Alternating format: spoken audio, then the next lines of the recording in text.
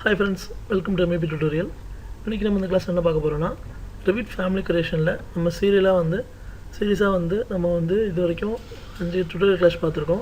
இப்போ next one பார்க்க போறோம். இப்போ ஆறாவது tutorial class பார்க்கறவங்க இதுக்கு முன்னாடி இந்த 5th one பார்த்திருந்தீங்கன்னா ஆல்ரெடி நான் C channel கிரியேட் பண்ணிருப்பேன். இப்போ இந்த C channelல டைப் பாராமீட்டர் எப்படி அப்ளை பண்றது அப்படின்றத பார்க்க போறோம். சோ கிளாஸ்க்கு போறதுக்கு முன்னாடி நம்ம சேனலை யாராவது சப்ஸ்கிரைப் பண்ணிக்கோங்க.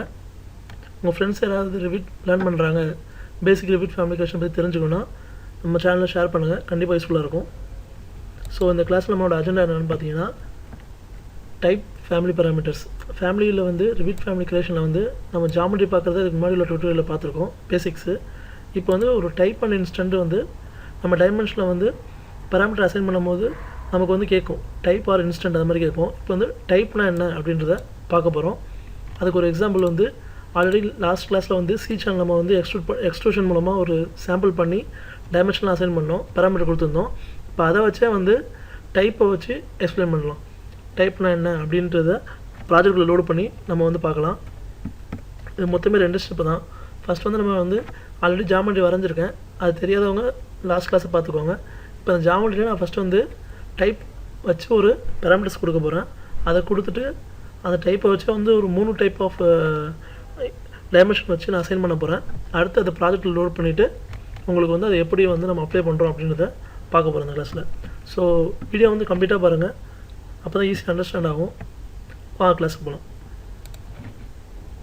ஓகே. நான் ஆல்ரெடி என்ன பண்ணிருக்கேன்னா ஆல்ரெடி ஒரு C channelல லாஸ்ட் கிளாஸ் சொன்ன மாதிரி வரைஞ்சு வச்சிருக்கோம். இப்போ இந்த C channelல நான் ஒரு பாராமீட்டர் அசைன் பண்ண போறேன். அந்த பாராமீட்டர் எப்படி இருக்க போகுது அப்படினு பாத்தீங்கன்னா டைப் பாராமீட்டர். இப்போ எப்பவுமே நம்ம ஃபர்ஸ்ட் டைமென்ஷன் இதெல்லாம் எக்ஸ்ட்ரூஷன்லாம் பண்ணிடலாம். அது ஈஸி தான். பாராமீட்டர்ஸ் கொடுக்கிறது தான் முக்கியமானது. இப்போ நான் எலிவேஷனை வச்சு C channel வரைஞ்சிருக்கேன். ஸோ ஒரு எலிவேஷன் எடுத்துக்கிறேன். ஆல்ரெடி நான் டைமென்ஷன் மட்டும் அசைன் பண்ணியிருக்கேன். ஓகேங்களா? ஹைட்டு, லென்த்து, வித்து, அப்புறம் டாப் வியூவில் பார்த்தா லென்த்து, இதெல்லாம் லாஸ்ட் கிளாஸே சொல்லியிருக்கோம். இப்போ நம்ம நெக்ஸ்ட் மட்டும் பார்க்கலாம். இப்போ எல்லாமே நான் கொடுக்கும்போது அதை எப்படி கிளிக் பண்ணி கொடுத்துருந்தேன் அப்படின்னு பார்த்தீங்கன்னா கிரியேட் பண்ணும்போது எப்படி கிரியேட் பண்ணியிருந்தேன்னா ஃபேமிலி பாராமீட்டரில் வந்திருக்கும். இங்கே நேம் நம்ம லென்த் அது மாதிரி டைப் பண்ணிட்டு டைப்பில் தான் வச்சு கொடுத்துருக்கோம். ஸோ டைப்னா என்னன்னு பார்த்தீங்கன்னா நம்ம கொடுக்குற டைமென்ஷனை இங்கே மட்டும்தான் நம்ம வேல்யூவை அசைன் பண்ண முடியும். இப்போ வேல்யூவை மாற்றுறோம். இப்போ நான் ஹைட்டு கொடுத்துருக்கேன், அந்த வேல்யூ நான் மாற்ற போகிறேன் அப்படின்னா இங்கே மட்டும்தான் நம்மளால் மாற்ற முடியும் டேரெக்டாக. ஓகே. அந்த ஒரு ஃபேமிலிக்கு இங்கே என்ன கொடுத்துருமோ அது மட்டும் தான் மாற்ற முடியும். இதை நம்ம ஃபேமிலிக்கு லோட் பண்ணிட்டோம் அப்படின்னா நம்மளால் மாற்ற முடியாது. இங்கே நம்ம என்ன டைமென்ஷன் அசைன் பண்ணமோ அந்த டைமென்ஷன் மட்டும்தான் ஃபேமிலிக்குள்ள கொடுக்க முடியும். ஃபார் எக்ஸாம்பிளுக்கு நீங்கள் பார்த்தீங்கன்னா தெரியும், நான் பேக்ரவுண்ட் ஃபேமிலி கிரியேட் பண்ணி வச்சுருக்கேன். ப்ராஜெக்டை ஓப்பன் பண்ணி வச்சுருக்கேன். இப்போ அதில் இந்த ஃபேமிலியை லோட் பண்ணுறேன். ஃபஸ்ட் டைப் பண்ணால் பார்த்துருவேன். இந்த ஃபேமிலி நான் உள்ளே லோட் பண்ண போகிறேன். Load into project. So already நான் ஒரு இதை நான் ஆல்ரெடி கொடுத்து வச்சுருக்கேன்.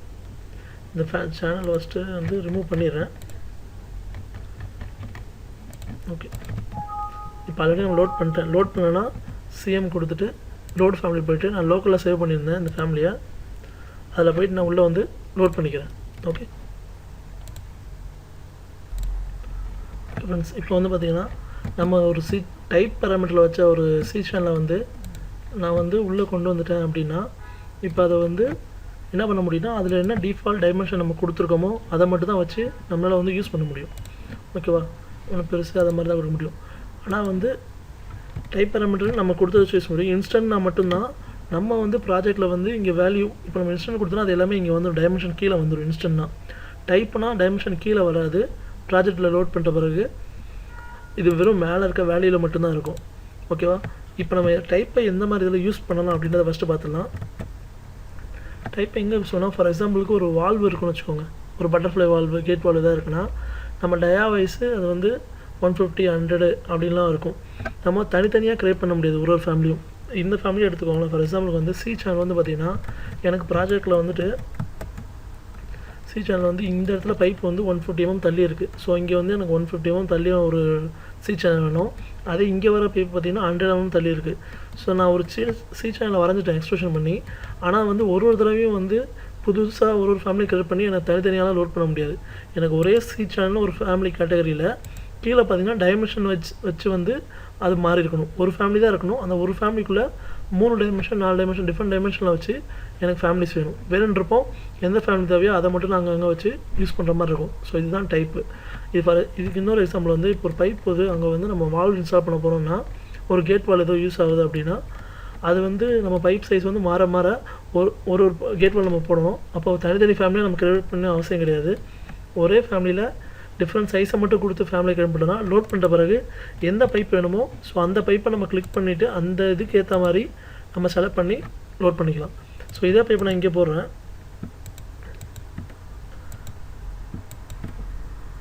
காப்பி பண்ணிக்கிறேன்.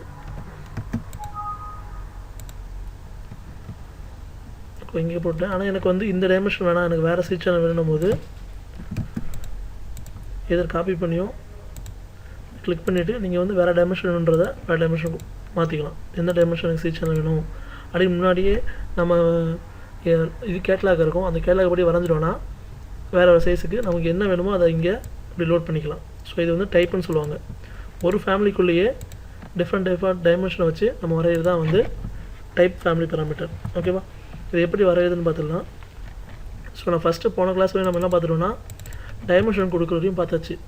ஓகே, அது ஒரு டைப்பை தான் நம்ம கொடுத்துட்டு அது வரையும் தான் க்ளோஸ் பண்ணியிருந்தோம். இப்போ என்ன வரும்னா ஒரே ஃபேமிலிக்கு நிறைய விதமான டைமென்ஷன் நம்ம கொடுக்க போகிறோம். ஓகே, அது எப்படி கொடுக்குறது பார்க்கலாம். ஃபஸ்ட் டைப்புக்கு வாங்க. வந்து என்ன பண்ணுறோன்னா இந்த ப்ராப்பர்ட்டிஸில் இந்த இதை கிளிக் பண்ணிக்கோங்க. கிளிக் பண்ணிட்டு நான் இருக்கிற எக்ஸிஸ்டிங் ஃபஸ்ட் டிலீட் பண்ணிடுறேன். அப்போ தான் உங்களுக்கு புரியும். ஓகே, ஸோ இப்போ நான் ஃபஸ்ட்டு என்னென்னா நம்ம இனிஷியலாக நீங்கள் என்னென்னா பேராமீட்டர் கொடுத்த பிறகு இந்த டைமென்ஷன் கொடுத்து வச்சுருப்பீங்க. ஓகேவா?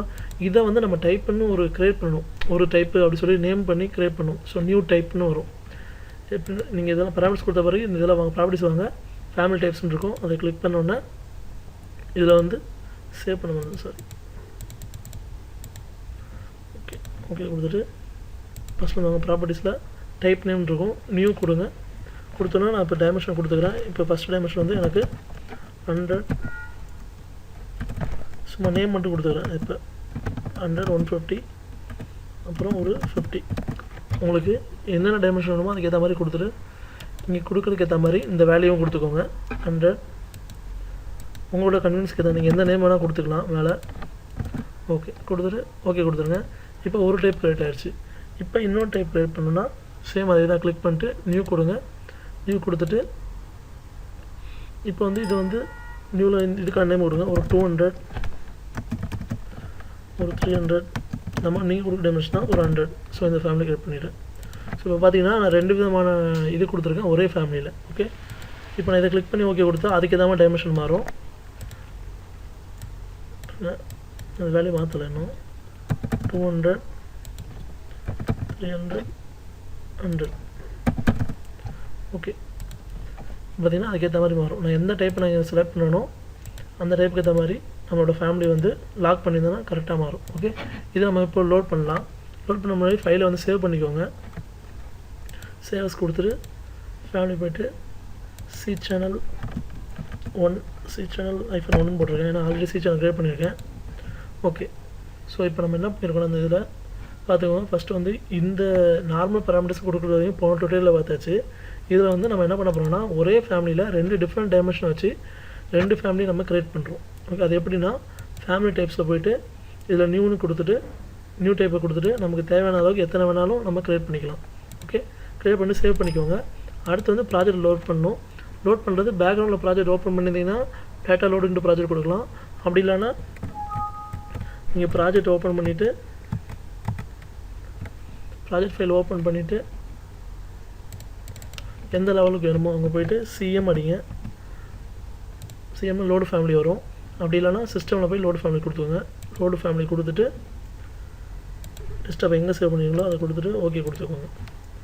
ஓகே, இப்போ நம்ம வரைஞ்ச சி சேனல் இது நமக்கு வந்துருச்சு. ஓகே, இப்போ வந்து எனக்கு இந்த டைப் சும்மா ஒரு காப்பி பண்ணி வச்சுக்கிறேன். எனக்கு வந்து இந்த சி சேனல் வேணாம், எனக்கு வந்து இந்த சி சேனல் தான் வேணும், வேறு டைமென்ஷன் வேணாம். இதே கீழே நீங்கள் வரைஞ்சது கீழே இருக்கும். அதில் போய்ட்டு வேறு கொடுத்தீங்கன்னா உங்களுக்கு வேறு டைமென்ஷன் வந்துடும். ஸோ ஒரே ஃபேமிலி தான் சி சேனல் 1ன்ற ஒரே ஃபேமிலிக்குள்ளே 2 விதமான டைமென்ஷன் வச்சு கொண்டு வந்திருக்கோம். ஸோ இதுதான் டைப் பேராமீட்டர் வச்சு ஃபேமிலி க்ரியேட் பண்ணுறது. ஓகேவா?